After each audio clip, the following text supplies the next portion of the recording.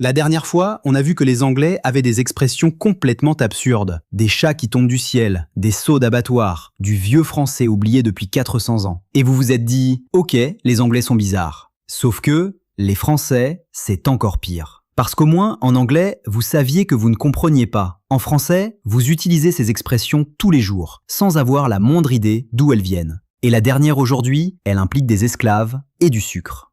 Boire à tire-larigot.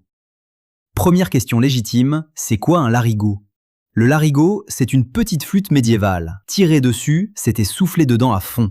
Mais l'origine la plus solide vient des cloches. À Notre-Dame de Paris, la grosse cloche s'appelait la rigaude. La sonner à tire, à toute volée, c'était la faire résonner sans interruption, une démesure totale. Par analogie, boire à tire-larigot, c'est boire avec la même démesure, sans s'arrêter.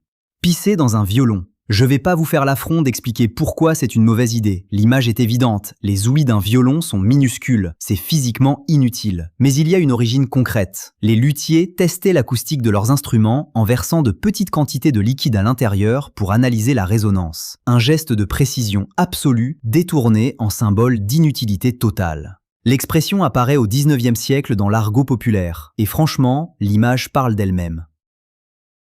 Avoir le beurre et l'argent du beurre. Celle-là, elle est d'une logique implacable. Au marché, la fermière vend son beurre. Elle reçoit de l'argent. C'est un échange, normal. Vouloir le beurre et l'argent du beurre, c'est vouloir garder ce qu'on a vendu et l'argent de la vente. Autrement dit, refuser toute logique d'échange. L'expression est ancrée dans la réalité rurale française du 19e siècle. Et aujourd'hui encore, elle reste parfaitement claire. Parce que certaines absurdités sont universelles. Jusqu'ici, c'était plutôt léger. Maintenant, ça se corse un peu.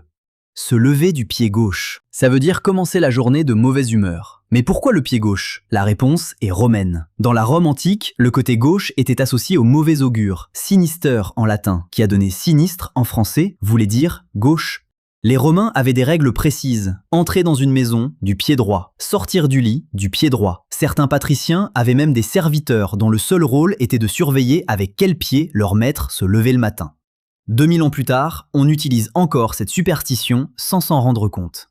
Poser un lapin, l'une des plus utilisées et l'une des origines les plus inattendues. Au 19e siècle, dans l'argot populaire parisien, un lapin désignait une passe non payée. Ne pas payer après un service rendu, c'était poser un lapin. Autrement dit, partir sans honorer sa dette. L'expression a glissé progressivement vers le sens plus neutre qu'on connaît aujourd'hui, ne pas honorer un rendez-vous. Mais l'origine, elle est nettement moins innocente. Avoir le cafard. Se sentir déprimé, mélancolique. Mais pourquoi un cafard? L'expression vient des marins et des soldats revenus des colonies au 19e siècle. Dans les cales des bateaux qui traversaient la Méditerranée, les cafards étaient omniprésents. Ils grouillaient dans l'obscurité, dans l'humidité, associés à la saleté, à l'enfermement, au manque de lumière. Les marins qui rentraient déprimés, épuisés, sans morale, avaient le cafard. Baudelaire lui-même utilise l'image dans Les Fleurs du Mal. Il parle du cafard comme d'un état d'âme sombre et rampant. Et franchement, comme métaphore de la dépression, c'est assez juste. Et on arrive à la dernière, celle dont je vous avais parlé en intro, avec le sucre et les esclaves. Casser du sucre sur le dos de quelqu'un, critiquer quelqu'un derrière son dos. L'image paraît anodine, elle ne l'est pas du tout. Au XVIIe siècle, le sucre était une denrée rare et extrêmement précieuse. Il arrivait d'Amérique et des Antilles sous forme de pain de sucre, des blocs durs comme de la pierre qu'il fallait casser et peser avant la vente. Dans certains entrepôts coloniaux, les marchands utilisaient le dos des esclaves comme surface de travail pour cette opération. Casser le sucre sur leur dos, littéralement. L'expression a ensuite glissé dans le langage courant pour désigner le fait de parler de quelqu'un en son absence, de travailler sur son dos sans qu'il le sache. C'est probablement l'une des expressions françaises dont l'origine est la plus lourde à porter. Ce qui est fascinant avec les expressions françaises, c'est qu'on les utilise depuis l'enfance, sans jamais se demander pourquoi. Des cloches de cathédrale, des superstitions romaines vieilles de 2000 ans, des pages sombres de l'histoire coloniale. Le français aussi, c'est de l'histoire compressée. Alors dis-moi en commentaire, laquelle t'a le plus surpris? Et si tu veux une partie 2 sur les expressions françaises, il y en a encore beaucoup, on n'a clairement pas fini.